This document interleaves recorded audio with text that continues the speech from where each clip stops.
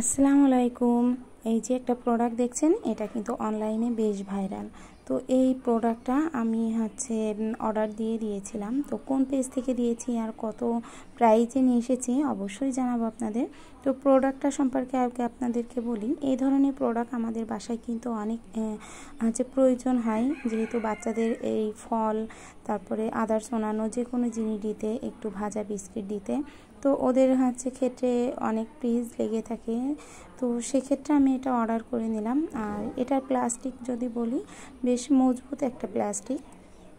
তো বেশ ভালো লেগেছে আমার কাছে। আর 10টা প্লেট আছে, বেশ কালারফুল অনেকগুলাই।